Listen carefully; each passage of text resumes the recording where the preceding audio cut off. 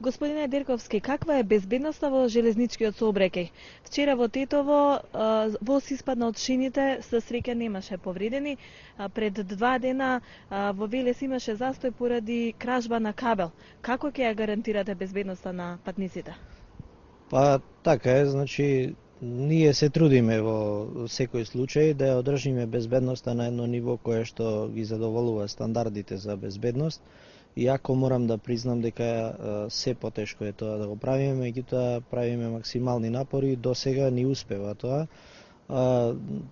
Она што се случи вчера, да речеме, или завчера, тоа се кај нас работи кои што ретко се случуваат. Вчера се случи како последица на топењето на снегот во изминатиот период, значи на неколку места има проблеми со нивото на пругата, значи попушта самата подлога, меѓутоа затоа ние ги знаеме тие работи и возиме доста внимателно по пругите и во соработка со колегите од инфраструктура се обидуваме да избегнеме максимално потешки последици. Значи и затоа и не се случи ништо посериозно вчера, само имаше проблем со локомотивата.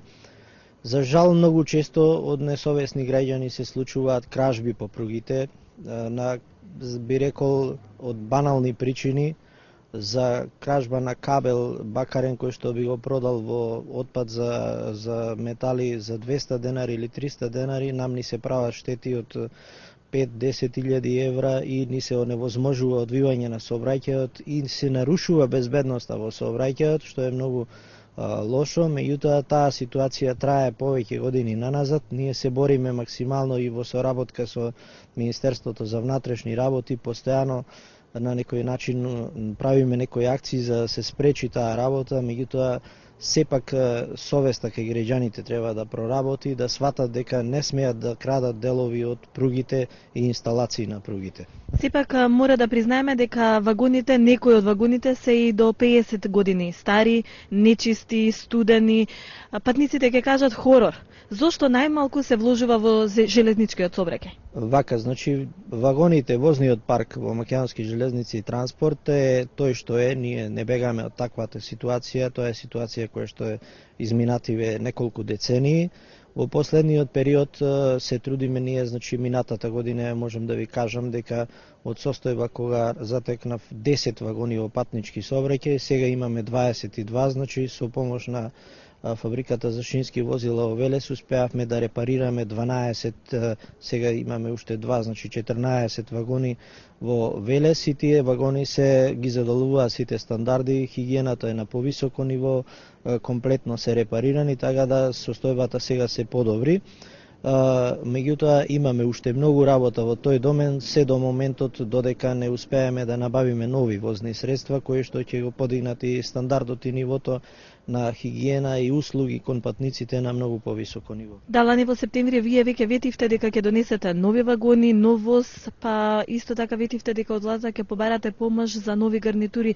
До каде е таа работа? Значи, она што ние го најавивме во минатата година, во тек е реализација на истото, набавка на нови возни средства во македонските железници. Таа постапка и тогаш кажав и сега кажувам дека се одвива малку подолго, бидејќи се работи за средства кои што чинат многу пари.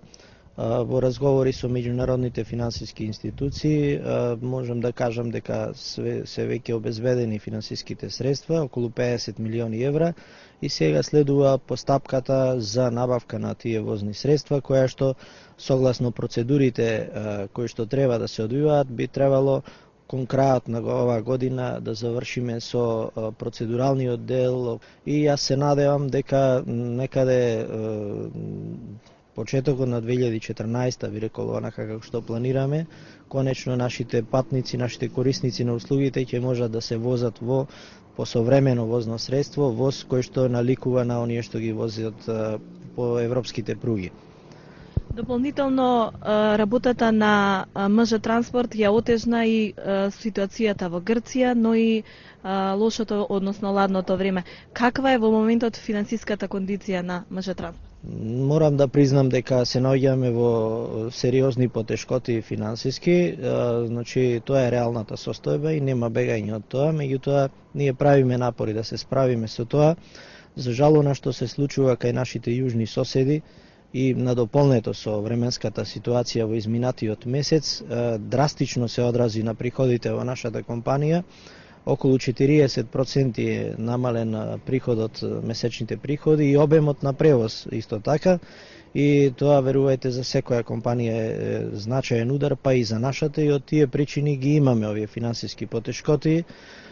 Исто така и трошоците ни се зголемија со студената зима, значи во ладниот период имавме дополнителни трошоци, проблеми, имавме испукување на неколку генератори кај локомотивите заради високата снежна покривка.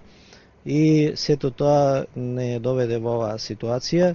Значи апели до тие несовесни патници да се грижиме повеќе за возовите, а ние се надевам дека ќе го истераме процесот успешно за набавка на нови возови и ќе можеме да пружиме уште подобри услови. И јас се надевам дека во многу скоро време ќе имаме достоинствен железнички сообраќај. Така е, и ви благодарам уште еднаш за можноста да го кажеме ова на нашите патници. Значи ние сакаме ситуацијата да биде представена реално, сите ја знаеме состојбата, значи не можеме да правиме розова слика на она што не може да се направи, меѓутоа треба исто така да се има во предвид дека се прават максимални напори со ова што го имаме да се одвива сообраќајот нормално во железничкиот.